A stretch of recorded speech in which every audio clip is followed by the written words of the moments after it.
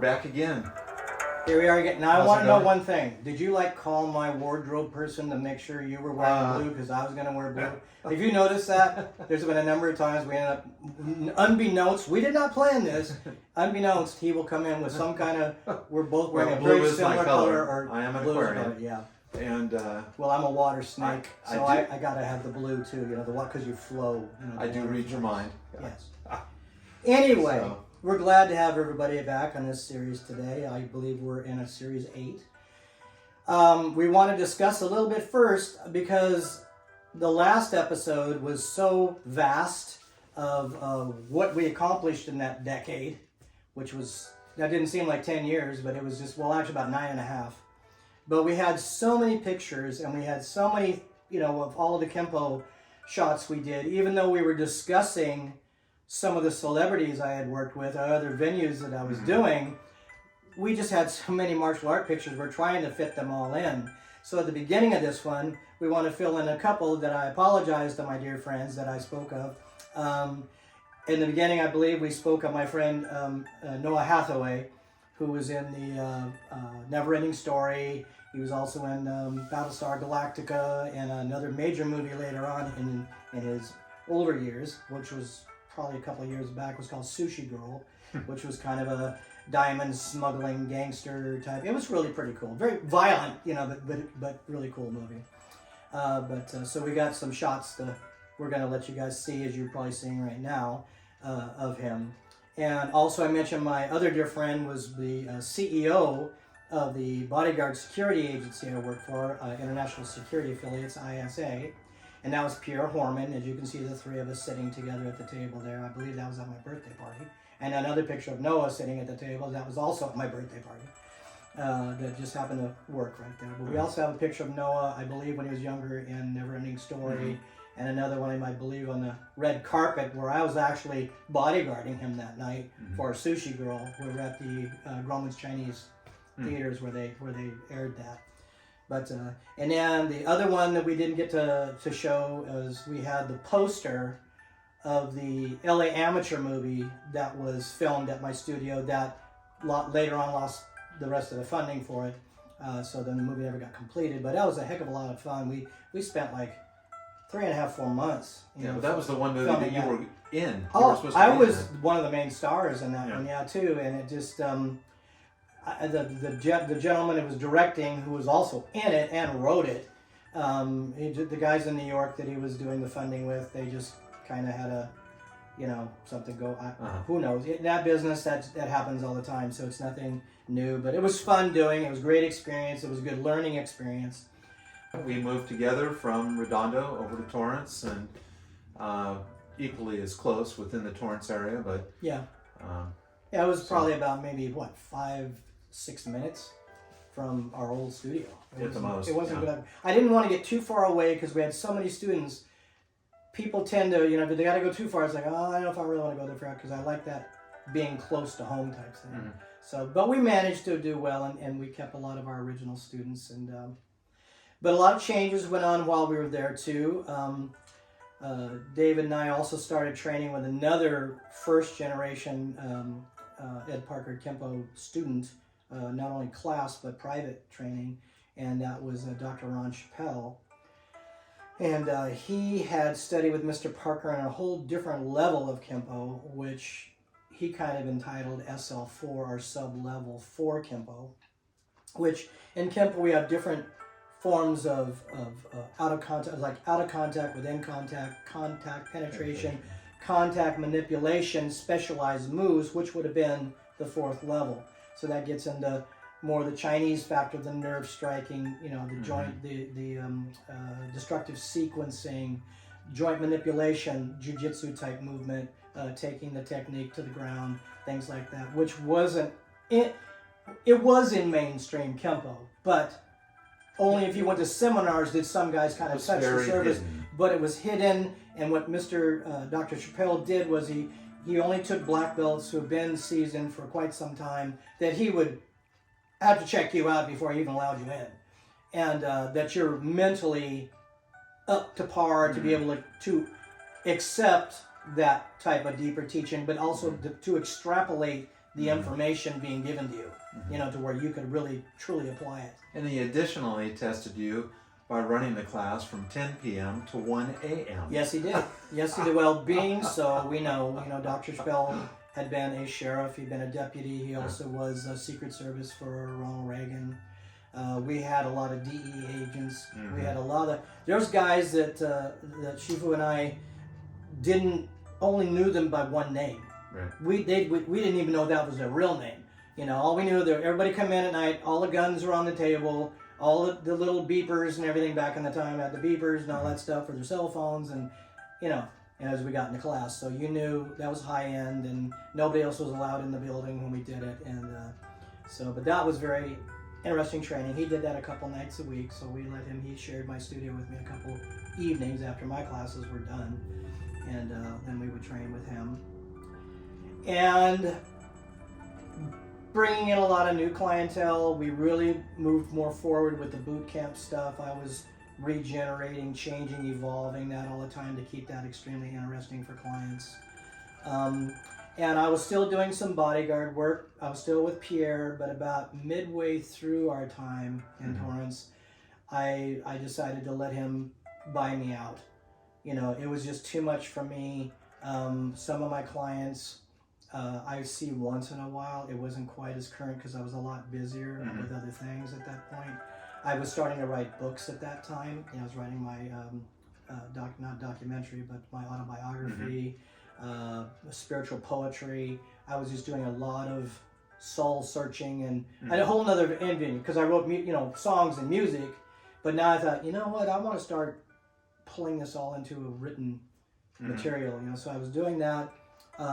And then I was backing up more. Brittany's life started to change and get really out of whack at that point, and it got a little bit more from me because the drama of a lot of the clients I had was just, and then trying to run both studios, set up a new studio, running the security company, it just was becoming too much.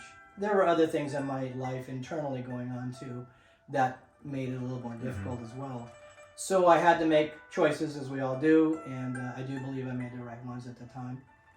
And but at the last early part of the 2002, Brittany was going to the Kabbalah Center, which I mentioned earlier, and that's where I got my more involvement and understanding of what was really truly going on there. And that is by my other quest.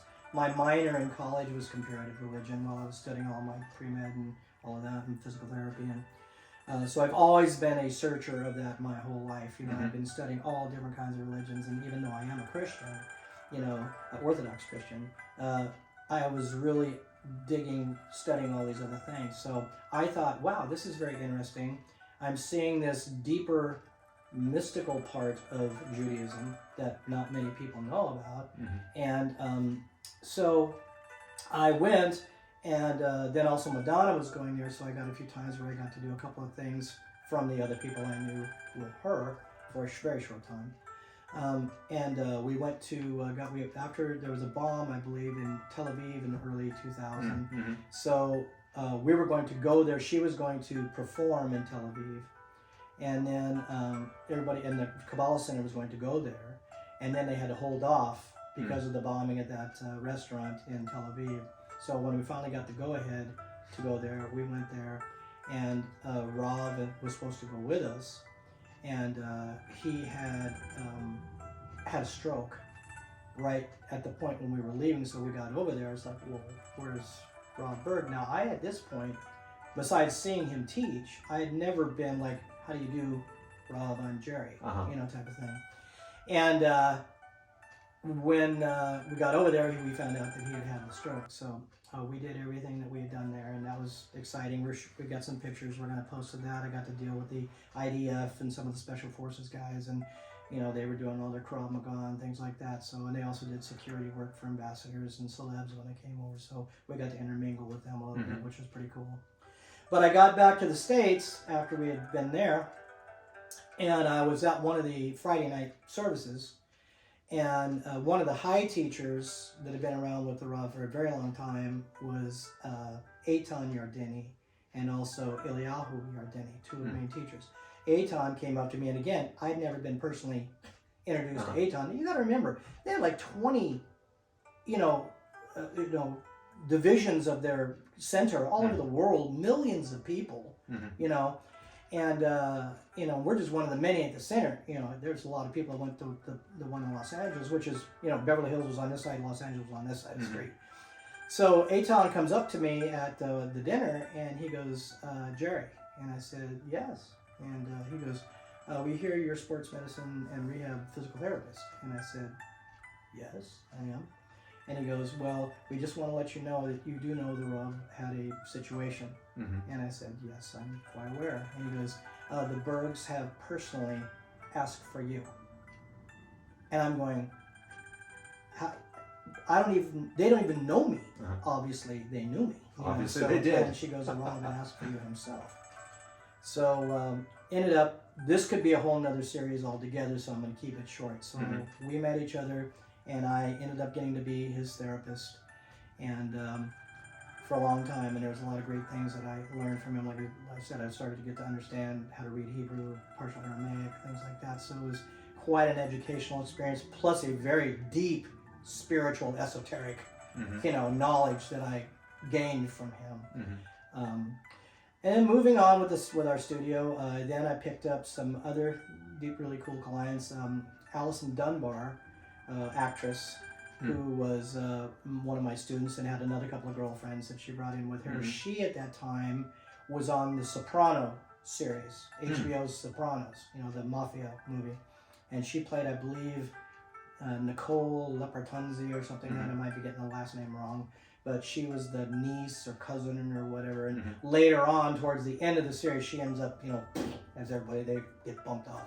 So, but for a long time, she was very successful in that. And she was in comedy club. She was really an interesting, fun person.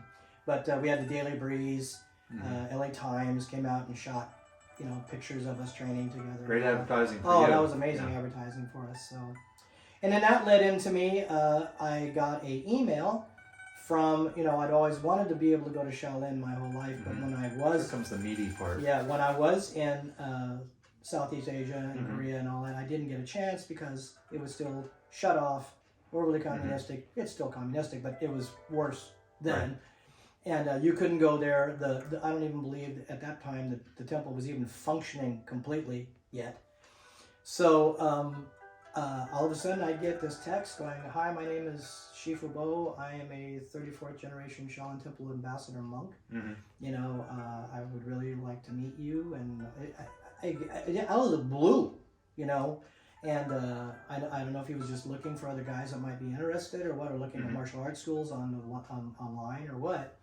But I was like, you're serious, right? You know, I wrote back, of course I want to meet you, you know? So we met and we started first training in a park. And the day one, you know, I just legitimate to the bone. I mean, it just felt really natural. Well, natural, and the workout was just, my God, you know what I mean? That was just amazing. The stances and, you know, just how it has changed my physical being and my ability. I was always pretty flexible. Mr. Norris is big on flexibility. And but they're like way beyond that, you know. It's all about the flexibility, the core, the health, the healing of the body, the internal. So I studied with him, and then he started getting a lot more people at the park, and then he lived with some people assisted him, and he taught their family, and then they kind of helped him out at that point. Then he started getting enough money. And then I helped him get the first Shaolin Temple studio in Palos Verdes. Well, actually, it was on the brink of Torrance, Palos Verdes area as you're going up the hill in that shopping center. I forget if it was a Vaughn's or Albertsons or whatever it was there. But it was a great spot by two schools, you know. So we ended up going there, and I ended up training with him all the way through 2012, you know, from 2006 on, almost 7 years. And then we had a long discussion about, you know, it's to pick a disciple, you know, where we as Caucasians, bless you, we as Caucasians, or anybody else for that matter, if you're not a national Chinese, you truly can't be a monk in the temple. You can be a disciple. You can be a warrior disciple, which is, that's high on the list just to get that. you know, plus you get your temple name, you know. And he discussed that with me, and I said, most definitely. I was just honored that he would. We had already been training, but we discussed the fact of teacher disciple, and in 2010 we did the ritual. It was at the grand. What was cool about it? It was the grand opening of the building I helped him get. Mm-hmm. You know, he was open for a number of months Mm-hmm. before he had the grand opening, and then he tied my ritual in the same day, because Mm-hmm. a lot of monks from China and some of the other ones that had already been in different parts of California that were Mm-hmm. teaching all came. Yeah, that was an amazing day. And then Jing Really Di nice. He, who was a major wushu champion, plus Mhm. the female Tai Chi champion, 4-time, 5-time champion, they were all there. And I was like, how could this get any better besides having the abbot there himself, Uh-huh. you know? So we went through the ritual, and then that's where I became Shihongri. And then I became 35th generation. And now you and my wife Amy is the first 36th generation off my lineage, off of Shifu's lineage, me to you. So that, for me, in my lifetime at this part right now, is pretty incredible to be able to do that and have two people I feel who truly deserve that title, who have worked extremely hard. You're at 37 years now of training. You got that 3 years ago when you visited me last time. And yeah. It's pretty exhilarating how here we're from this 1,500-year legacy where everything began. Well, it kind of started martial art wise in India, Mm-hmm. but the biggest component of branching out to all the things that are today was from the Shaolin Temple, also from the Wudang Temple, which to be part of that is that not looking at the country's political stance on things. I'm looking at its historical stance. Yeah, the historical. The right. people and Yeah. the spiritual. Yeah, Right. It's just amazing. We had a decade there that was extremely amazing. I really believe that. Yeah, it was a lot of sweaty nights. Oh man, the windows. You couldn't even see in the windows. Couldn't see the Couldn't even windows. see through the windows. There was so much steam in that room.